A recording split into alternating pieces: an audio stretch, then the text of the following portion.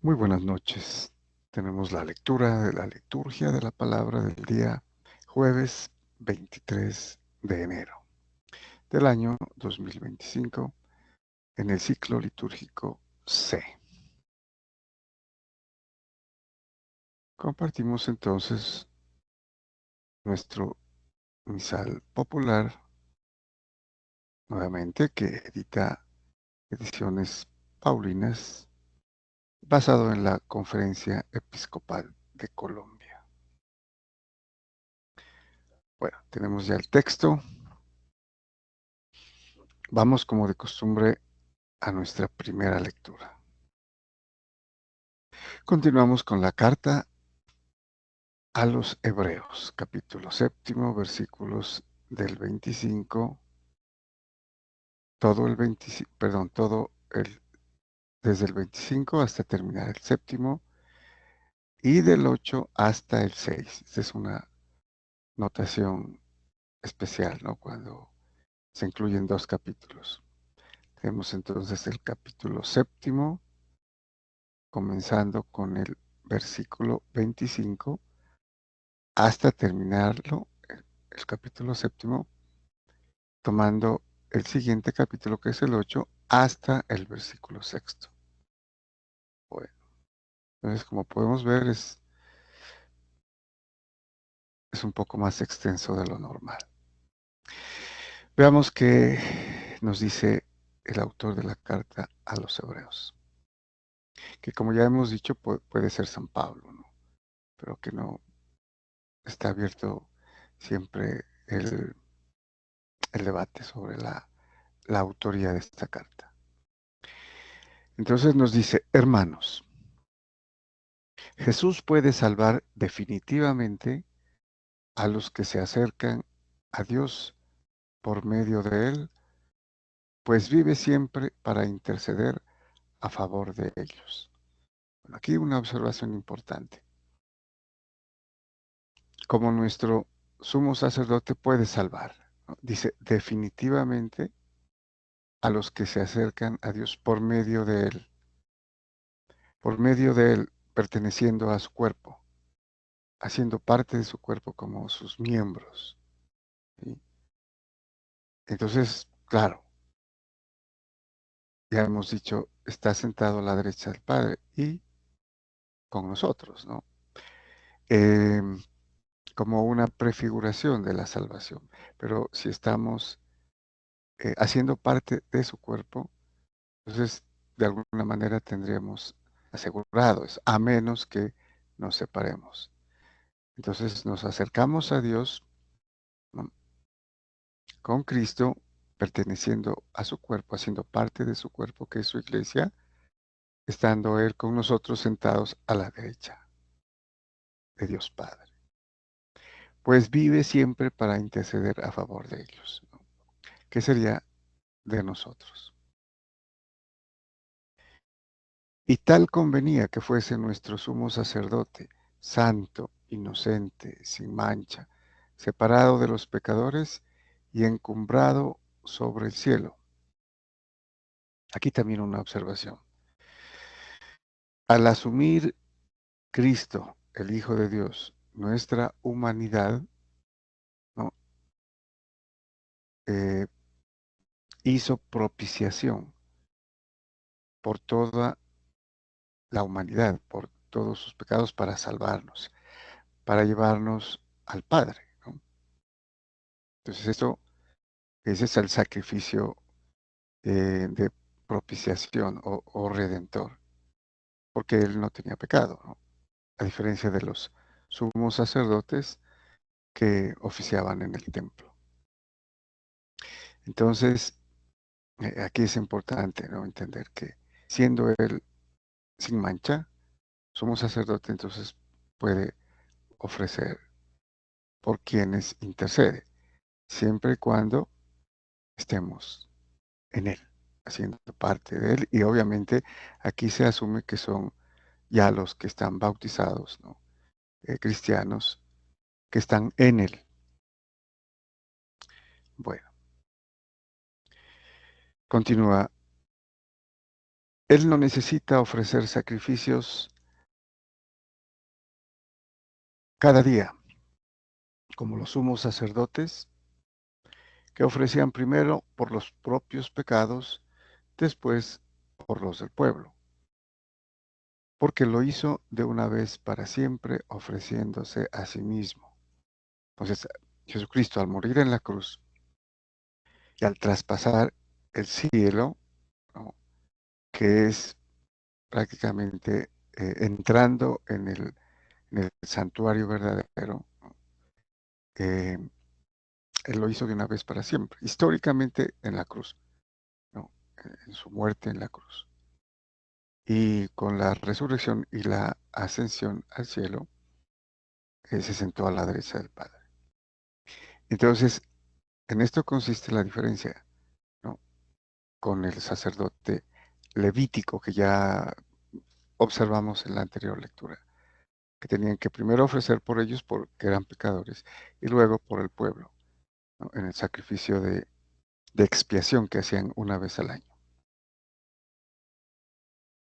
Entonces acá lo hizo de una vez, como santo, como puro, sin mancha, sin pecado, para siempre. Para siempre quiere decir eternamente, ¿sí? No habrá otro sacrificio. El de Jesucristo en la cruz es el único, verdadero y eterno, y se ofreció a sí mismo. En efecto, la ley hace sumos sacerdotes a hombres llenos de debilidades. En cambio, la palabra del juramento, posterior a la ley, consagra al Hijo perfecto para siempre. Ya hemos visto el Salmo, ¿no? Tú eres sacerdote eterno, como Melquisedec. Entonces, se hizo con juramento, lo que no se hizo en el sacerdocio levítico. Acá se hizo con juramento. Entonces, juró y no se arrepentirá ese. Tú eres sacerdote eterno según el orden de Melquisedec. Ese es nuestro sumo sacerdote, ¿no?, con juramento de Dios mismo. Y entonces lo consagró perfecto para siempre, para que interceda, ¿no?, por todos. Bien, esto es lo principal de todo el discurso. O sea, aquí San Pablo o el autor de la carta a los Hebreos dice, esto es lo principal de todo lo que estoy diciendo, de todo el discurso. Tenemos un sumo sacerdote que está sentado a la derecha del trono de la majestad en los cielos, y es ministro del santuario y de la tienda verdadera, construido por el Señor y no por un hombre. Bueno, aquí hay un par de observaciones. Entonces, lo principal, ¿no?, la esencia de lo que está diciendo es que tenemos un sumo sacerdote. Y como ya habíamos visto, está sentado a la derecha del Dios mismo, ¿no?, del trono de la majestad en los cielos. Y aquí hay una parte que tendríamos que explicarla un poquito más. La traducción eh, desde el griego, ¿no? Y es liturgo del santuario, o sea, el que ministra o el que sirve al santuario, el que hace la liturgia del santuario, ¿no? Es la liturgia santa, la liturgia celestial, la que se celebra en el cielo. Nosotros en la misa católica, hacemos una liturgia que se celebra en el cielo, ¿no? Por eso podemos, sin, sin equivocarnos, decir qué es el cielo aquí en la tierra, en la Santa Misa, ¿no? Porque Cristo es el único liturgo, el que hace, el que sirve. eh, el que presenta el sacrificio eterno con nosotros, ¿no? Tomándonos con él a todos.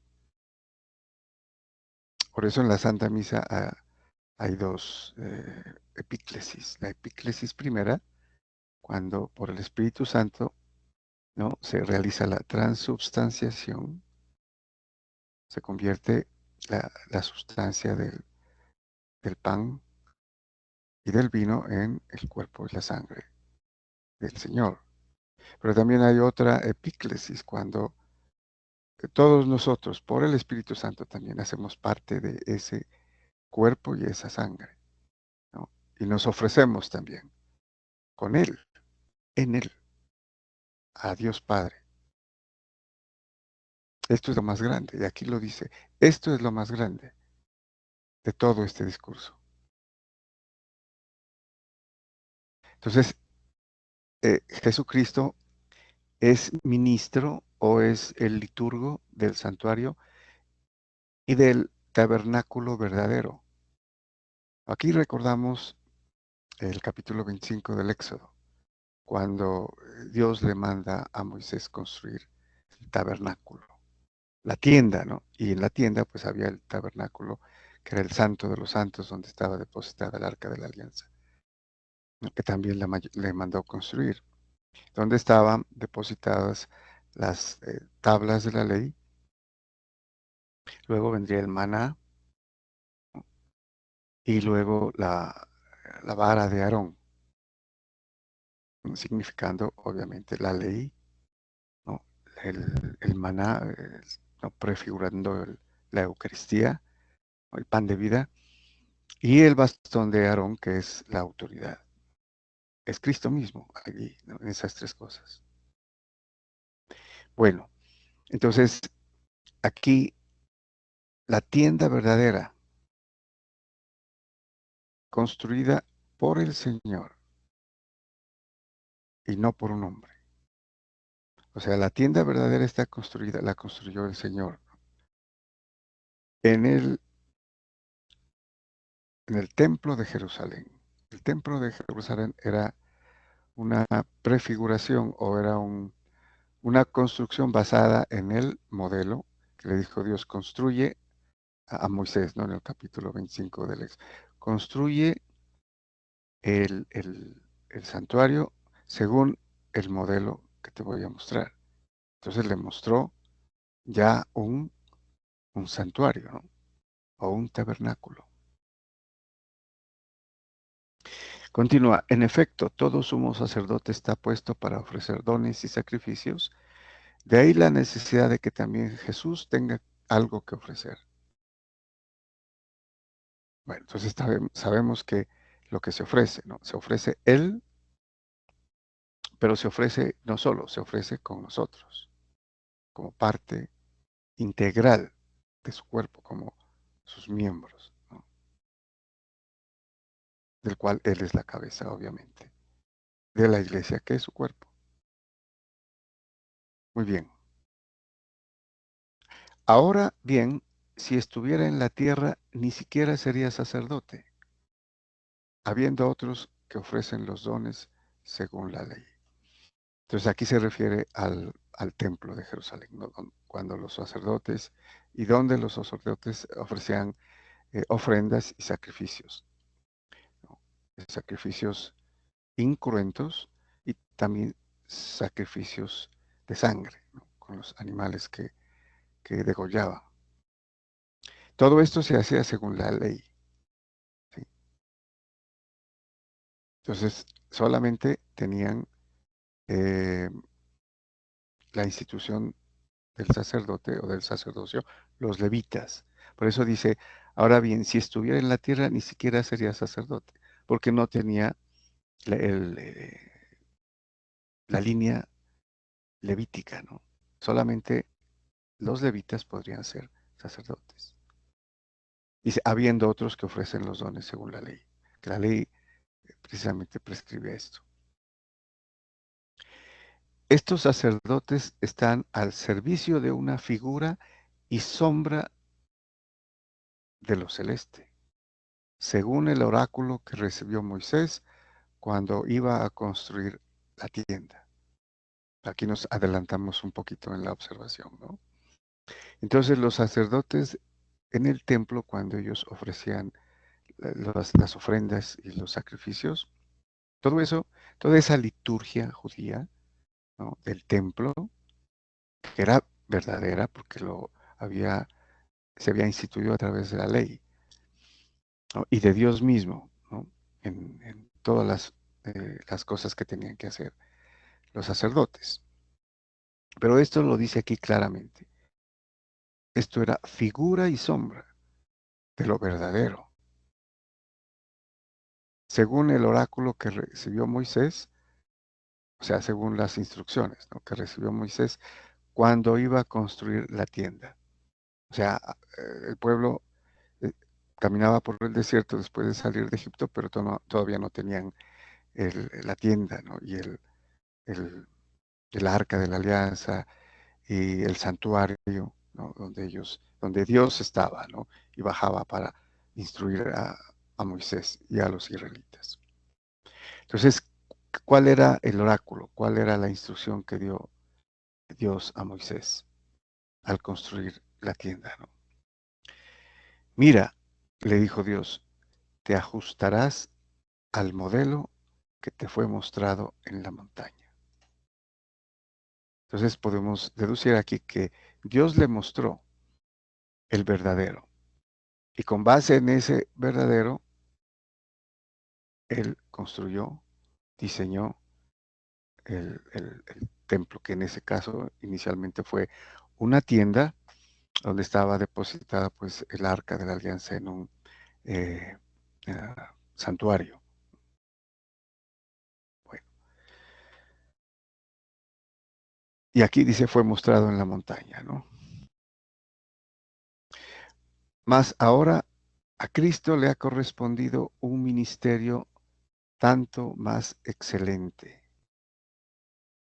cuanto mejor es la alianza de la que es mediador. Aquí también una observación con respecto al término. Dice, más ahora a Cristo le ha correspondido una liturgia, ¿no?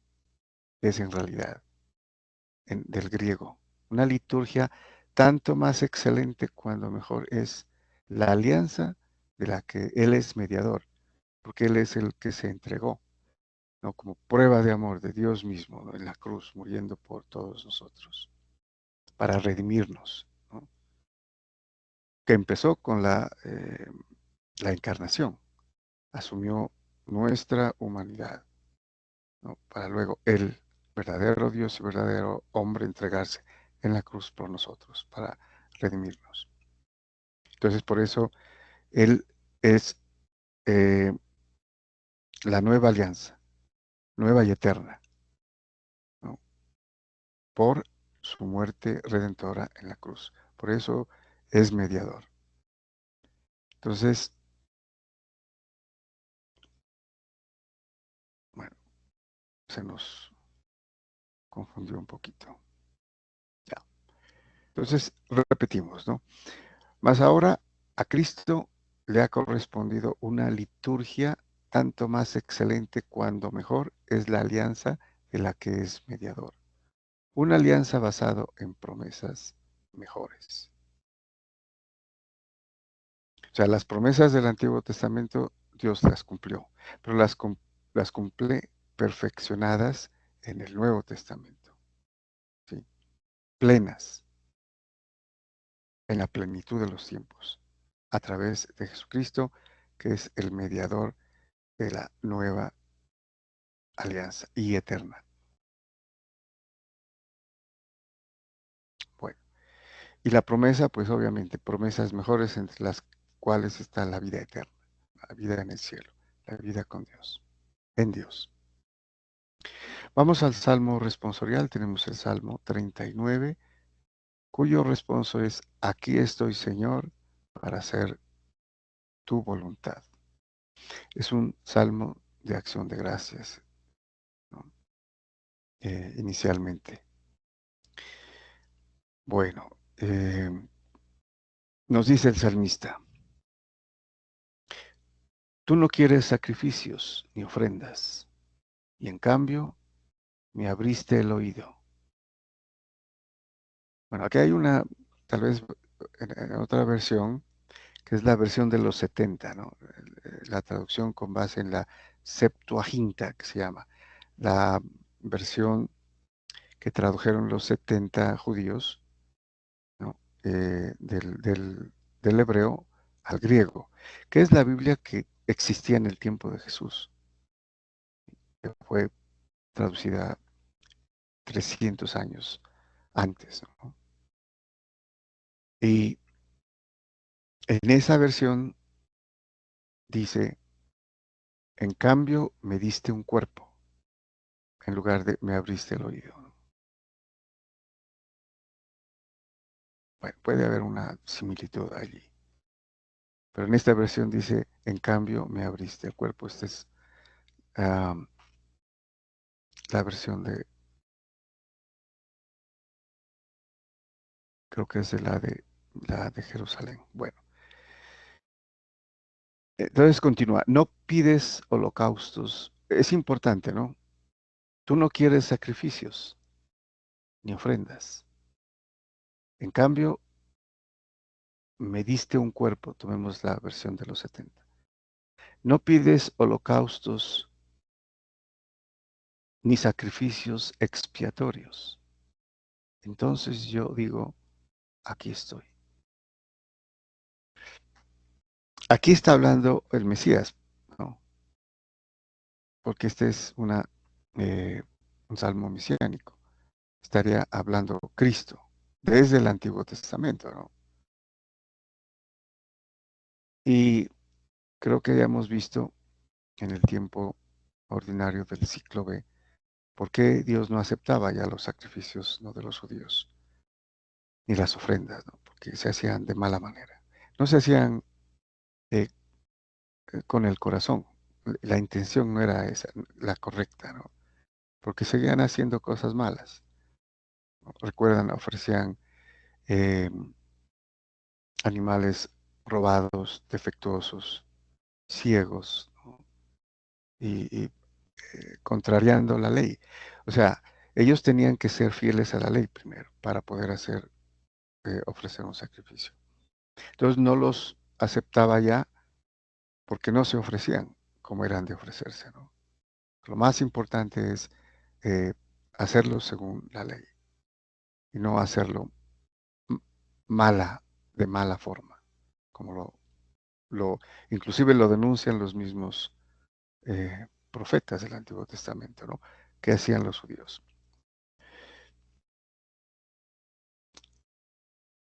Como está escrito en mi libro, para hacer tu voluntad, Dios mío. Lo quiero y llevo tu ley en las entrañas. También es importante para hacer tu voluntad. Jesucristo en el Evangelio, en el Nuevo Testamento dice, ¿no? Mi comida es hacer la voluntad de mi Padre que me ha enviado. Entonces siempre está en la clave de hacer la voluntad del Padre, ¿no? En Getsemaní también, en el huerto de los olivos. Pero que no se haga mi voluntad, sino la tuya. Entonces vino a hacer la voluntad del Padre, que es Dios, el mismo Dios, Jesucristo. Dios mío, lo quiero y llevo tu ley en las entrañas. He proclamado tu justicia ante la gran asamblea. No he cerrado los labios, Señor, tú lo sabes. Alégrense y gocen contigo todos los que te buscan. Digan siempre, grande es el Señor, los que desean tu salvación. O sea, aquí también está patente, ¿no? Que los judíos deseaban al Mesías, deseaban la salvación, pero recuerden, la salvación que ellos pensaban era salvación del imperio, ¿no? O sea, un rey político, militar. Bueno, vamos al Evangelio. Continuamos con San Marcos. Tenemos el capítulo 3, versículos del 7 al 12. Bueno, nos dice San Marcos En aquel tiempo Jesús se retiró con sus discípulos a la orilla del mar y lo siguió una gran muchedumbre de Galilea. Al enterarse de las cosas que hacía, acudía mucha gente de Judea, Jerusalén, Idumea, Transjordania y cercanías de Tiro y de Sidón. O sea que lo seguía mucha gente, tanto judía como no judía, como gentiles, ¿no? y, y paganos. Y vamos a ver la razón, ¿no? ¿Por qué lo seguían? Entonces, todas estas regiones que no son pocas, ¿no? Y son algunas muy lejanas, ¿no? Como Transjordania, Idumea. Encargó a sus discípulos que le tuviesen preparada una barca, no lo fuera a estrujar el gentío. Como había curado a muchos, todos los que sufrían de algo se le echaban encima para tocarlo. Entonces podemos imaginarnos, ¿no? Tal gentío lo seguían, pues también por lo que enseñaba, ¿no? Porque era una enseñanza nueva, diferente, ¿no? Con autoridad, como lo hemos visto, ¿no? En San Marcos. Pero también porque curaba. Entonces se le echaban encima para tocarlo. Porque pensaban, como dice el otro evangelio, que con tocarlo quedaban curados. Los espíritus inmundos, cuando lo veían, se postraban ante él y gritaban: Tú eres el Hijo de Dios. Qué contrariedad, ¿no? Eh, los demonios sabían que él era el Hijo de Dios. Sin embargo, los judíos lo rechazaron, ¿no? Decían todo lo contrario. Pero él les prohibía severamente que lo diesen a conocer. Ya les mandaba callar, ¿no? Cállense. Muy bien, muchas gracias y bendiciones.